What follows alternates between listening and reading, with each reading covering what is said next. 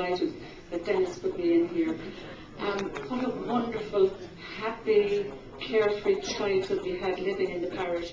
Those were innocent times that are lost forever, never to be found again. And it's lovely that they're held within the cover of this book. Can anybody here remember Canon Lee? If you can, well, I've gone out of Limerick 41 years. I lived in it for 27. But I have never actually worn a Kildare jersey or waved a white flag for Kildare. My children wear them, but I will be forever Limerick, and my memories include memories of my first communion in the parish. My mother looked up from the letter, her face a picture of excitement. Your dress is coming from the States. You'll be gorgeous. No one in the whole of Ireland will have a dress like it. You could say one thing for sure about my mother. She believed in miracles.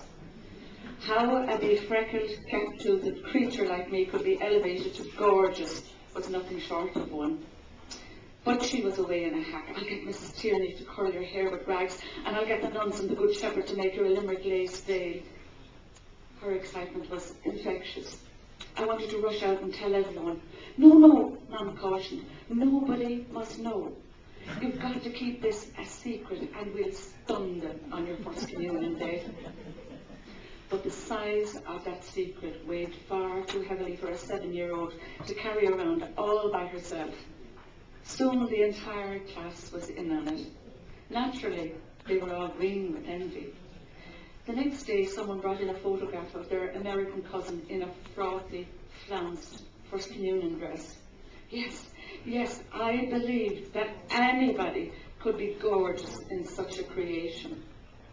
Sister Bonaventure was finding it more and more difficult to curb our idle chatter.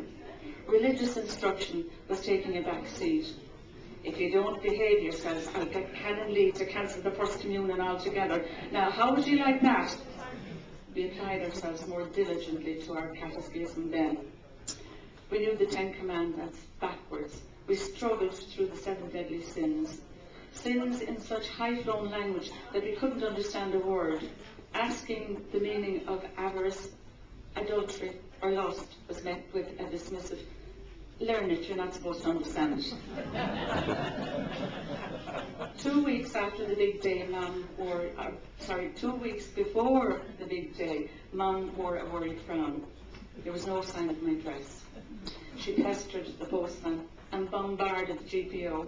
She sent Dad up to the harbour office to find out if there were any boats due in from America. Granny began a novena to St. Anthony, or it might have been to St. Jude.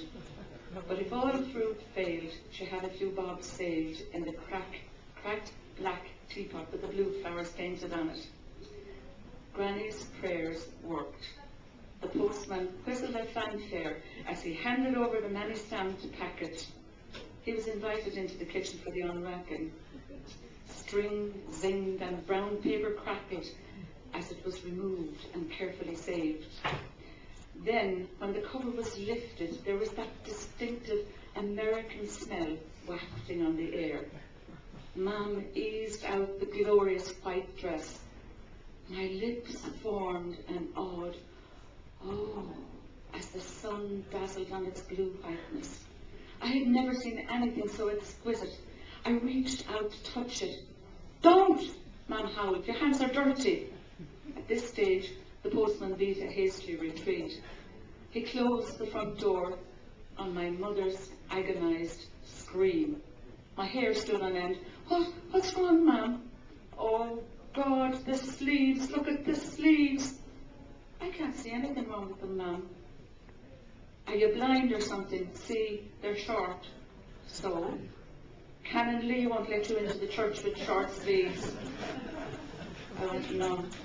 Neighbours were consulted and oligoned with my mum. They all agreed that short sleeves would not be tolerated in St. Mary's Church, and any attempted alteration would destroy the style of my dress. There was nothing for it but to count the money in the black teapot and go shopping. My first communion dress was a lank crepe de chine, long-sleeved, thing that I hated. The Limerick lace veil was so different from all the others that I hated that too. Then there were the photographs. We went down to a Glunker Boat Club for the scenic background. It took half the day to take them because we had to have two sets. One in my long sleeve dress and the other in my beautiful dress to satisfy the American cousin who sent it. By the time the film ran out, I was cross-eyed with vexation. I was so pleased when it rained and we all went home for tea.